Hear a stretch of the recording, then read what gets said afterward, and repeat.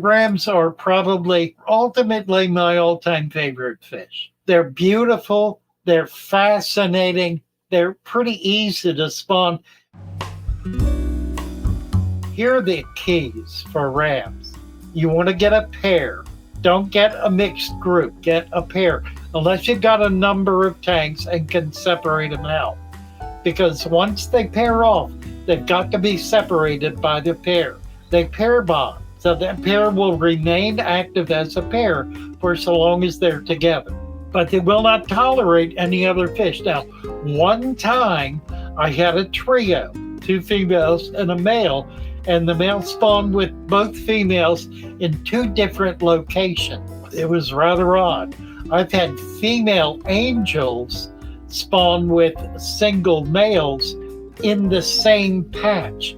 2 females laying eggs together with each other with a male fertilizing them. That's kind of remarkable too.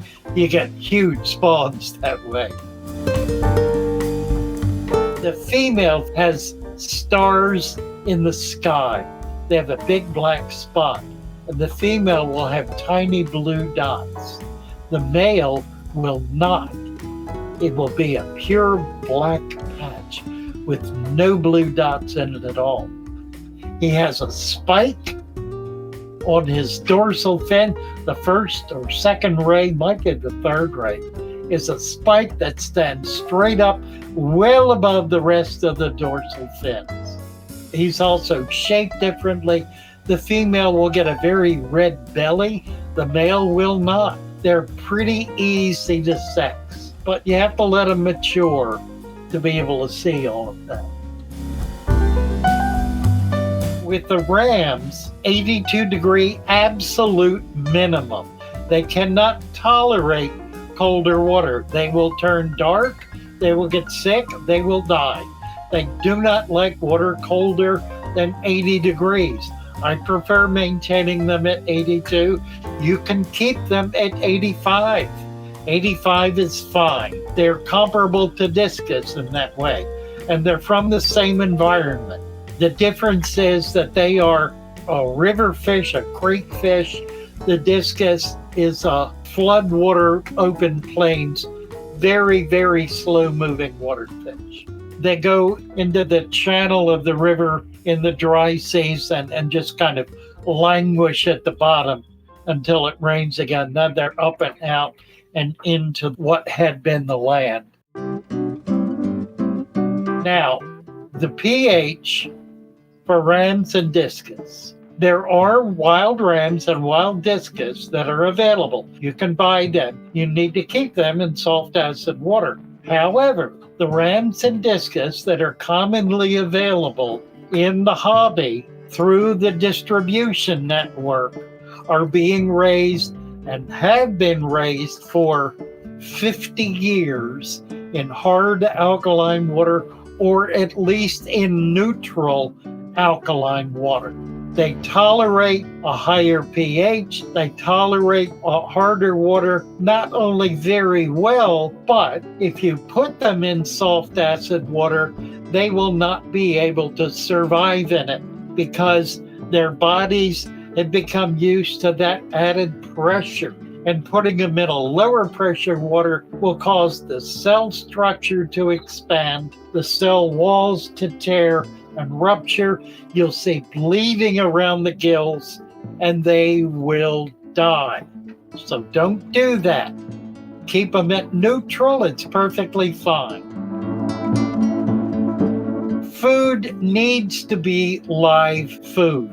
Dry food will not allow them to egg up. It doesn't have the kind of enzymes that the fish needs, the kind of live fats that the fish needs in order to be able to create eggs, and for the male, for that matter, to create viable sperm. You need to feed live food.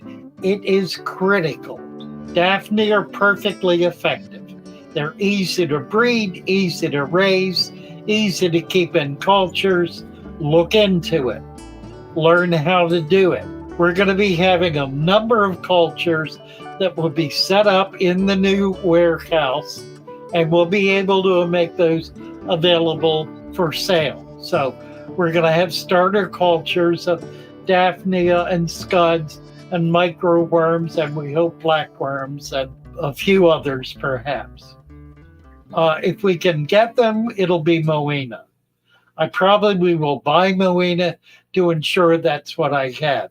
It's the smallest of the Daphnia and is the easiest for small fish to eat. So a 10-gallon tank is perfect. You can do it in a 5. I prefer a 10. A 10-gallon tank, preferably in a tank with nothing else in it. Heavily planted with a deep substrate, with a live food web that's been developed. So it's an older, well-aged tank. You put a pair in there, they will spawn in a week if they're ready. Leave them in there. Let them care for the eggs. The eggs will hatch. Let them care for the wigglers. But the minute those baby fish come up and start swimming, either get the babies out or get the parents out the same day, or they 99% of the time will not be there the next day. Now, there are some strains that aren't that way. If you're fortunate enough to get one, after you've raised a few, try it and see.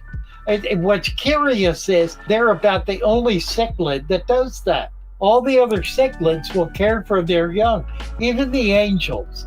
They may eat them at first, but they'll stop doing that. The rams will never stop eating because they spawn in a cycle every 7 days. Bang, bang, bang.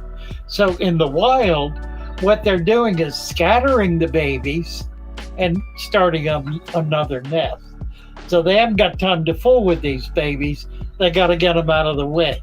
In a little tiny tank, the only way to get them out of the way is to eat them. The babies can't go anywhere. They can't get away, so take them away. Siphon them out. Use a siphon, a little net will work. They'll stay in a kind of a ball. A siphon works real well. Get them out, put them in exactly the same water they're in, and feed them microworm culture for at least the first week. Then they'll be big enough to take brine shrimp, freshly hatched brine shrimp. Very simple to do. We're gonna have decapsulated brine shrimp available, so you'll be able to get small amounts of them, so you can hatch a fry up to the size where they can take prepared foods. So that's kind of the long story. Wonderful, wonderful fish. I love rams. They are stunning.